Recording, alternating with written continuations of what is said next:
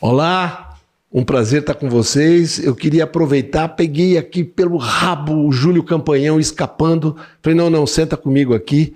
Eu queria conversar um pouquinho da safra e queria colocar um pouco de foco em tecnologia. Por que as coisas estão como estão?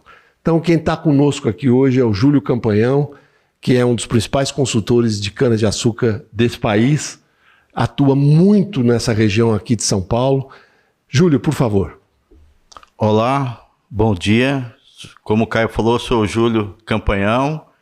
Nós tivemos uma vivência em usinas, trabalhamos em usinas, empresas de consultoria, fizemos pós-graduação, Unesp, então nós temos uma carreira muito grande e como se diz assim, uma experiência muito grande de vivência nesse setor. Tá? Nós estamos hoje aqui, num dos principais clientes que nós trabalhamos aqui, um fornecedor que seria Agropecuária Bandeirantes, e aqui nosso foco é produção, é produzir bastante e ter um custo baixo por tonelada de cana produzida. Nós não fechamos custos em termos de custos por hectare, nosso custo final, a linha final, é custo por tonelada de cana produzida. E nosso custo está bem atrativo, tanto que a empresa aqui está crescendo, Está crescendo horizontalmente e muito verticalmente, com investimento em irrigação. Praticamente, nossos canaviais aqui, nós estamos em torno hoje de quase 25% da nossa área de produção já é cana irrigada. Nós estamos com 24 pivôs já irrigando cana aqui no estado de São Paulo, E esse ano nós vamos colher bastante cana com alta produtividade agrícola embaixo dos pivôs. Além dessa questão da irrigação, aqui a família eles prezam muito são dois grandes fatores de produção que está sob o nosso controle, que seria um bom preparo de solo e a questão de qualidade de muda. E como aqui é uma empresa que também tem o ramo da pecuária, do confinamento, então tem um sinergismo muito bom, Uma parceria muito boa. Então nós fazemos a questão nós temos uma correção de solo aqui diferenciada, tá? Nós estudamos muito aqui na região as pragas que ocorrem em cana-de-açúcar. Fomos a fundo para estudar a questão do ciclo biológico da praga e onde nós poderemos atuar, para reduzir a infestação de praga e doenças aqui. Então, com essa vivência que eu tenho no setor, eu falo o seguinte: hoje o Brasil é um país que tem as melhores variedades de cana hoje atualmente. Nós somos grandes empresas produtoras de bioinsumos ou insumos químicos, de ponta, e também fabricantes de equipamentos para o nosso setor. Porém, nossa produtividade agrícola ao longo dos anos está estagnada, tá? Quer dizer, nós temos opções das tecnologias, mas nós estamos conseguindo obter esse resultado. Eu vou fazer um breve resumo no meu conceito, o que seria isso, Caio?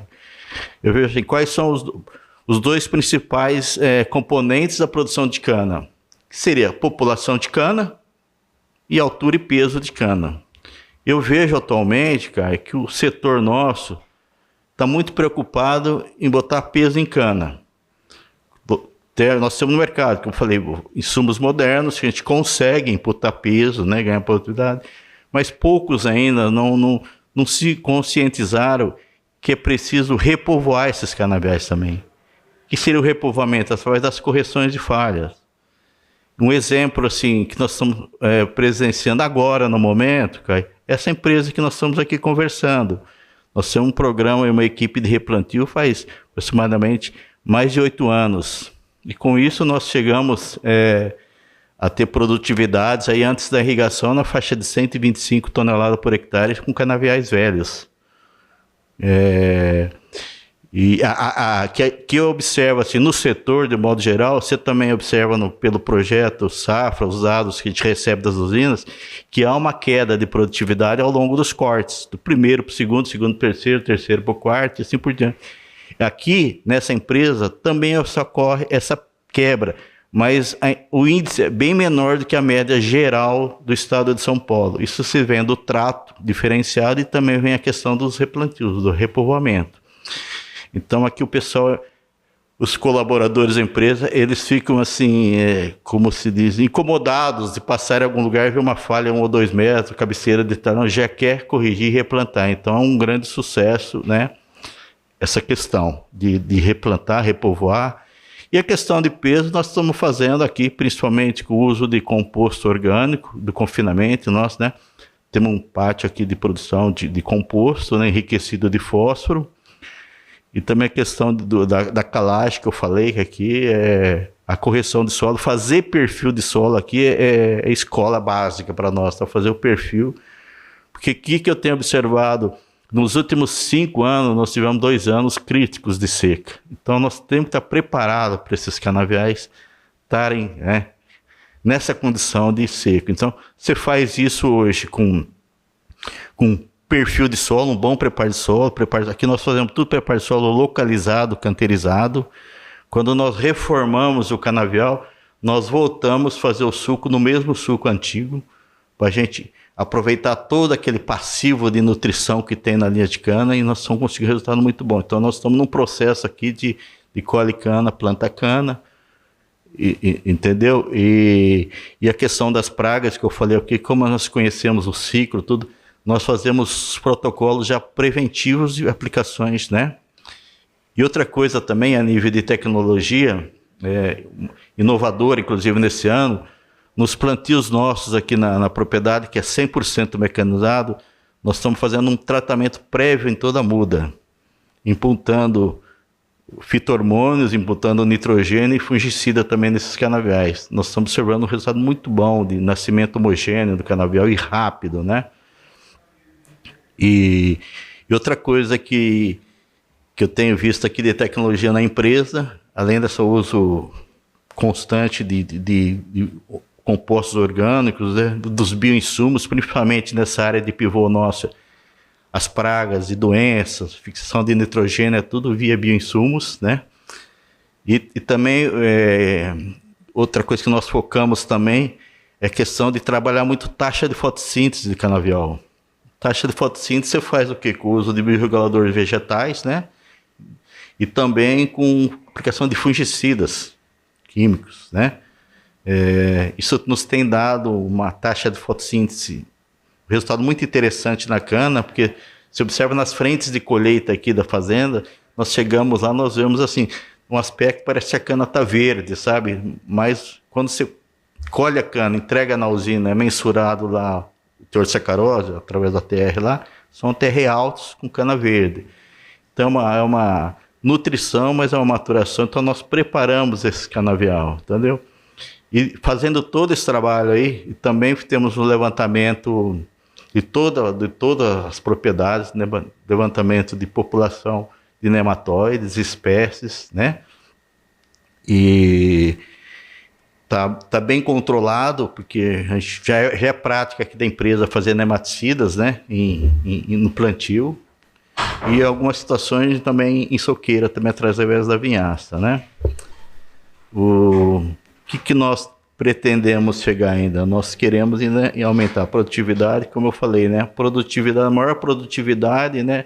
Você tem um custo menor por tonelada de cana, é isso aqui, entendeu? Então, não, beleza, Júlio. Um ponto importante, gente, do Júlio, só desculpa estar te interrompendo, mas só para lembrar, ele falou algo aqui que a gente não ouve muito por aí, que é a integração cana-pecuária. É uma coisa diferente, é uma coisa de agregação de valor, ou seja, quando você bota cana-pecuária juntos, como é aqui na Fazenda Maravilha, que a gente está fazendo essa conversa, você está agregando valor a tudo isso, né? Quando você vê o produto final, inclusive de exportação, seja da forma que for, no caso, inclusive em carnes, né? Mas uma coisa, Júlio, que eu queria aproveitar, eu tenho a honra de ter o Júlio como nosso parceiro já há muitos anos no Projeto Safra. E o que a gente percebe, Júlio, de um tempo para cá, e aí eu queria ouvir a sua experiência, essa safra, por exemplo, muitos das pessoas ou das empresas que lançam safra têm lançado safra com números muito grandes. E a gente entende até um pessoal mais urbano que lança safra à distância e não convive com esse detalhe que você disse aqui. Por exemplo, esse ano Pelo que aconteceu ano passado, Júlio, pela seca danada, depois pelos incêndios, a gente passou a ter duas características importantes. A gente está aumentando muito o plantio, porque muito canavial brotou muito mal. Para isso, a gente, com medo do que vem o clima, o pessoal está usando muito volume de muda por hectare. Então a gente está expandindo a área de plantio, aumentando a muda. Consumo de mudas. Por outro lado, nós não estamos fazendo replantio em falhas, portanto, não dá para esperar uma safra com resultado igual ao do ano passado. Vai ser uma safra com produtividade menor. Nós começamos a safra, Júlio, com produtividade muito baixa, mas a gente acha que foi um pouco também pelas chuvas, o pessoal saindo de áreas melhores, tendo esperança de ter um certo crescimento ainda desse canavial a ser colhido, e, portanto, começa a safra bem abaixo do ano passado. Mas, provavelmente, não vai ser assim até o final, porém, com quebra de produção. Como é que você vê isso? Tá, vamos lá. Fazendo um breve resumo aqui, né? Você sabe, Caio, que você tem uma produção de 90, 95 toneladas por hectare, você tem que ter um volume anual de chuva em torno de 1.350 milímetros, bem distribuídos. O que aconteceu o ano passado? Além de ficar 6 meses sem chover, quando choveu não foi bem distribuído, né? Teve aqui dentro dessa fazenda também nós temos vários pluviômetros e fazendas vizinhos com índices pluviométricos completamente anormais, tá? Então, essa cana que nós colhemos abril, maio, ela veio começar a receber as chuvas, retomar o crescimento, foi em outubro. Então nós estamos hoje presenciando as canas precoces, exceto algumas regiões, que nós estamos colhendo agora, cara, é soqueira de cana-de-ano. Tá. É precoce, mas soqueira de cana-de-ano. O que acontece? Está com uma produtividade menor, sem dúvida, que nós estamos observando aí dentro de um pessoal que trata muito bem, tem uma quebra aí até uns 5%. Agora, com os tratos que não tão bons, tem até dado umas quebras maiores, né? Você fala de 10, 12, 10, 15%. 12, 15, né? E com isso, a cana, como chegou uma cana, que eu falo assim, uma soqueira de outubro, uma cana imatura ainda. Nós estamos com dificuldade também. A qualidade da matéria-prima está menor também, né? Exatamente. Tem casos excepcionais de maior, porque teve unidades aí que atrasaram a safra, né? Não começaram início de abril, no finalzinho de abril. Você tem um pouquinho de ganho da TR, né? Mas, de um modo geral, a cana está imatura. Agora, essas chuvas realmente que aconteceram agora no final do mês aí de abril, início de maio, quem vai usufruir bem delas são as canas de meio e final de safra. Assim, pode ter uma reversão, né, de quebra. Porém, o que está colhendo no terço inicial, isso daí já perdeu. Já foi. Além de não ter chovido na época da brotação do desenvolvimento inicial, agora choveu, mas já está, entre aspas, na prata, na boca da colheita, não tem aproveitamento nenhum, né? E tem muitas situações que o pessoal tem que levar em consideração isso, Caio. O que acontece? Às vezes nós ficamos assim, entre aspas, iludidos, choveu tanto na tal propriedade, mas quanto foi aproveitado disso? Sofreu com uma compactação intensa no solo. Daí 1 hora, 2, aí evapora a maior parte do que choveu. Então choveu, mas não choveu. Por isso essa parte de tecnologia, preservar a linha de cana, para quando chover infiltrar água lá, preparo localizado, tudo é uma série de coisas, né? Um pacote, que eu falo que é um pacote, cara, de agronomia raiz. Que nós aprendemos lá, você aprendeu na Exalc, na Unesp, nos bons tempos, né? Que você tem que ter um bom preparo de solo e ter uma estrutura para fazer as coisas na hora certa. Tá? Júlio, só para aproveitar essa sua experiência, no fundo, com aquilo que a gente discutiu aqui, por que muita gente não faz a correção de falha? Você acha que é por falta de informação ou porque dá muito trabalho, é difícil fazer isso durante a safra, quer dizer, equipe de plantio junto com colheita? Aonde está pegando? Isso, na verdade, é uma cultura do nosso setor agora. Sempre lembra, tem vários paradigmas no nosso setor, que soqueira não responderia fósforo, hoje responde, você corrige o fósforo, né? A questão tanto é que todas as tabelas de adubação foram revistas para mais, que a cana, né? E a questão da falha é a mesma coisa. Então,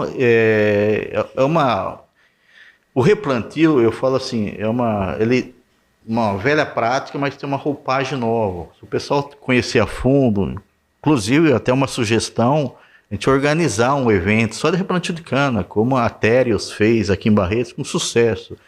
De todas as palestras que eu presenciei, deu um coro, muita gente veio ver replantio. E o replantio é assim, que a gente fala, é na veia, né, Caio? Cada 1 metro lá que você põe cana, repovoa, você vai ter 12 quilos ano que vem a mais por metro. E de repente vai ter uma longevidade maior, né? Fantástica. Aqui é o caso, né? Aqui na Bandeirantes, nós temos canas aí já com 13, 14 cortes. A gente não reforma que todo ano produz mais de 100 de TCH, Exatamente. né? Então, o que nós falamos, as linhas estão se cruzando, já estão fechando, ela está ficando, né? Mas assim, é uma prática. Que eu fiquei contente esse ano, que algumas unidades que a gente tem parceria, começaram já a fazer, se conscientizaram. É um replantio hoje muito barato, fácil, sem usar equipamento, sem nada, que é muito, muito prático, né? E que já começaram a fazer, mas ainda no setor ainda não aderiu essa... Isso, gente, isso é uma coisa muito importante que o Júlio está dizendo. E falo para todos os produtores, nossos amigos, para ficarem de olho nisso. É uma oportunidade, aprender o processo e fazer. A gente está num mundo revolucionado, a gente não sabe o que vai ser esse ano, o ano que vem, ou outro ano. É importante você estar preparado para as dificuldades, mas um ponto importante do que está dizendo o Júlio é que, gente, isso é importante, eu vou dizer, Júlio, se você me corrige se eu estiver errado. A chuva de abril já foi. Muita gente fala assim, não choveu em abril, então vai melhorar. Não, gente. Vai melhorar se chover em julho ou em agosto. E o final da safra der uma levantada na curva, que a curva tende a despencar. Se der uma levantadinha, dá uma melhorada. Mesmo assim, a quebra está aí. Tá bom, qual é a quebra? Olha, se chover, a quebra é 7%. Se não chover, a quebra é 9%, 10%. É isso que a gente... Não mudou nada, gente. Vamos só esperar para ver se julho ou agosto melhora. O resto é conversa mole.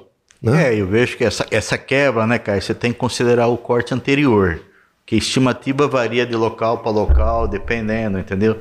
Eu quero saber quanto eu produzi ano passado, quanto eu produziria esse ano, já dando um delay aí de quebra, que né, historicamente acontece aí de 5% a 7%.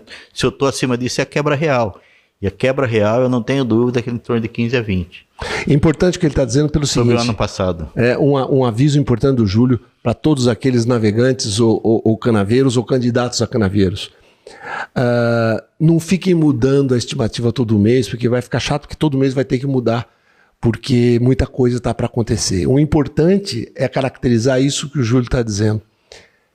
Nós vamos ter aqui em São Paulo, por exemplo, gente que vai fechar a safra com 100 toneladas, gente que vai fechar a safra com 60 toneladas.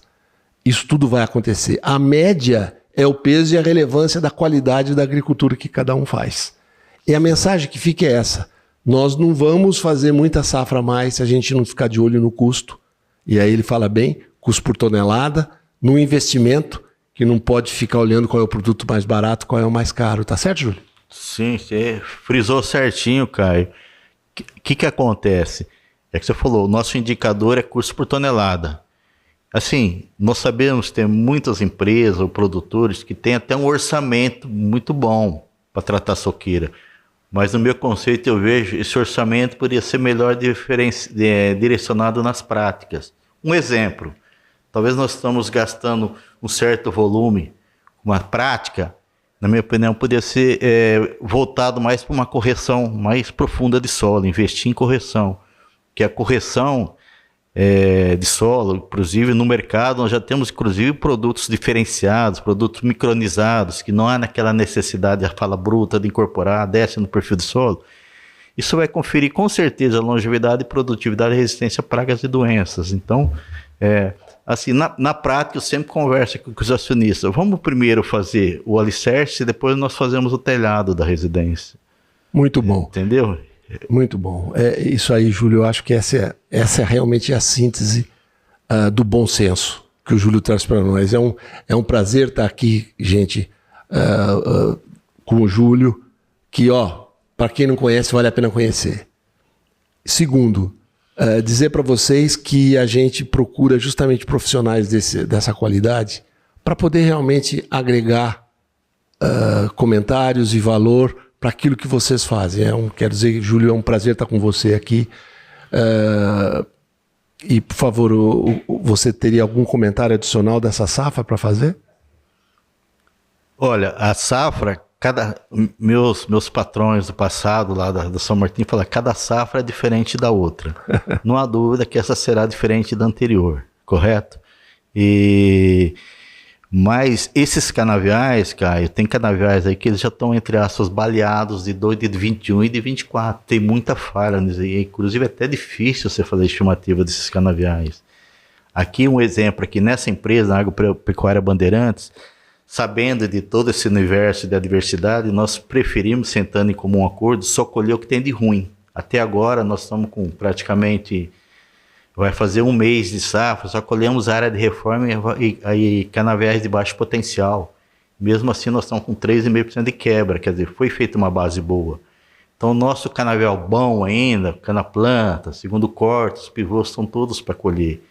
Então, eu não tenho visto especificamente nessa condição dessa empresa aqui, nós teremos um fechamento de safra igual, no mínimo igual ou melhor que o ano passado. Tá? Isso é importante. Por tecnologia empregado, na hora certa, bioinsumos, compostos orgânicos, prevenção de pragas, todas essas coisas, né, cara? O importante dessa mensagem é, primeiro, esperança é a última que morre. Segundo, volatilidade de safra é função de uso de tecnologia. Até porque a cana é resiliente. O clima tem sido muito volátil, mas a cana bem trabalhada, com preparo de solo, com uma biodiversidade restaurada, com adubação realmente bem feita, com complementação com bioinsumos, com nutrição foliar, tudo isso vai gerar uma volatilidade menor. Sim. E eu acho que esse é o caminho. Nosso setor está evoluindo, o que eu vejo? No passado a gente falava muito em propriedades químicas de solo, correção, todas essas coisas. Agora nós estamos evoluindo para as propriedades físicas, né? Preparo localizado, né? Porque se eu tenho uma vida ali, por que eu vou mudar meu suco? E terceiro, esses mapeamentos estão vindo agora da biota do solo, os micro-organismos. Altas produtividades que eu vejo aí, Caio, assim, na prática. Nós estamos observando pelas análises de solo que nós estamos fazendo, a relação de bases na CTC do solo está bem equilibrada. E também nós temos, assim, a questão de micro-organismos do solo, isso é fundamental. E os micro-organismos é que nem cana, precisa de alimento, né? Precisa de correção, precisa de nutrientes. Nós estamos alimentando as canas, mas estamos alimentando o solo e nossos micro-organismos parceiros nos vão ajudar muito nessa produtividade e longevidade da cana. Isso eu não tenho dúvida. Gente, é isso aí. Esse é o Júlio Campanhão. Ele vai voltar mais vezes aqui para a gente conversar a safra. Segura no sofá aí, porque a gente vai ver muita coisa ainda. Até mais.